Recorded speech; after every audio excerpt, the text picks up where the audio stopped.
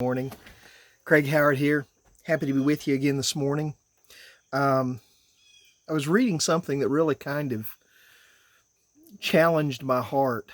Um, as a pastor, we're always trying to look for ways that we can. Chi decided to come out and spend some time with us. Hey, Cheech. We're always trying to look for ways that we can reach out to our community, that we can make a difference in our community.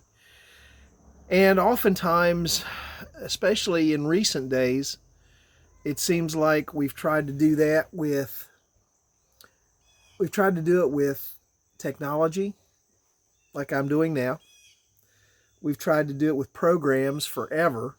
We got to have a new program. We got to have the newest uh, material, the newest program, the newest idea, the newest whatever. And it's been kind of a common theme for the church, and I don't mean just my church, but I mean the church in general for a long time. But I was reading something this morning that said the church can learn something from Steve Jobs.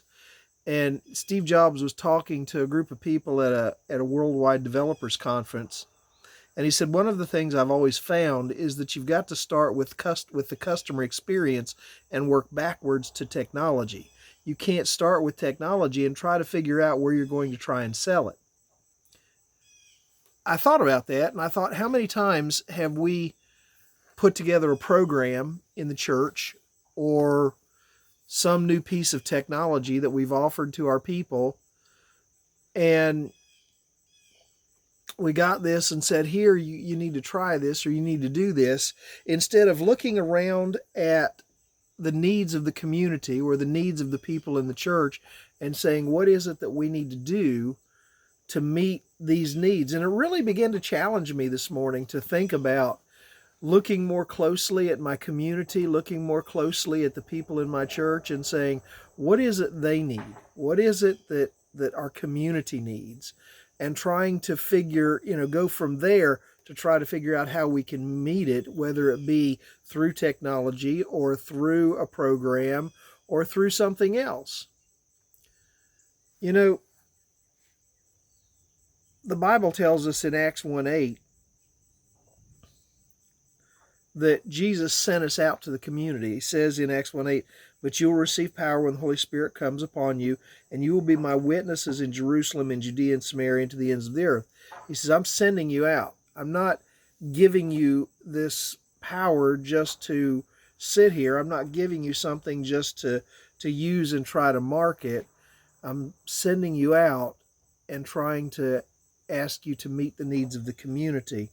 Peter in 1 Peter said, but in your hearts revere Christ as Lord.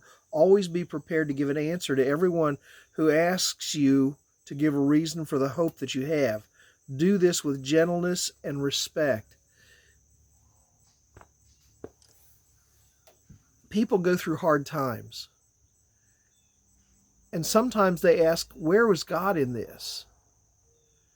Why didn't God help us through this experience? Or why didn't God do something about this loss that we just had? Or why didn't God do something when I was losing my job? Or why didn't God, I get questions all the time like that.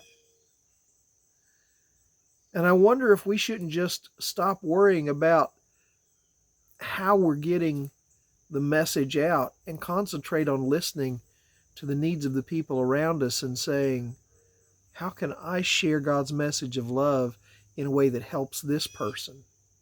How can I make a difference in this person's life? How can I touch this person where they're hurting with the love of God, with the message of the gospel?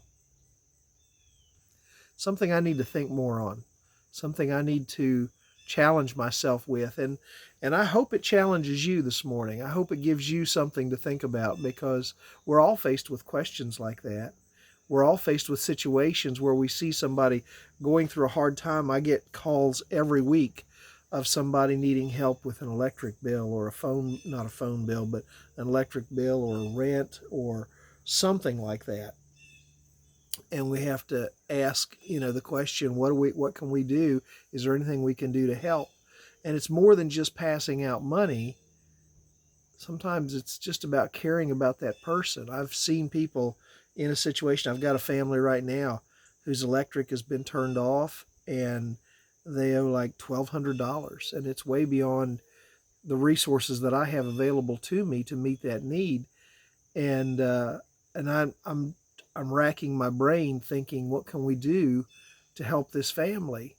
Um, they're in a situation where their their needs exceed their means, and so it's, God puts these opportunities in front of us, and He says, "What can you do to share my love as you see the needs of the community around you?"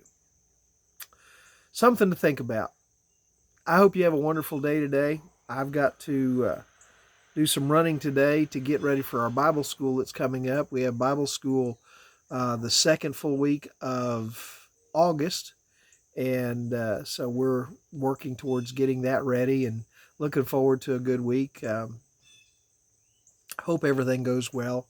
There's reports of this Delta variant of COVID-19 around, and it's got me a little bit concerned. But right now, we're just listening to what we're being told, and trying to do what we can to continue to minister to our community. Bible school's always been an exciting time for us. So pray for our Bible school, if you will. And I hope you have a great day. God bless you. I'll see you soon.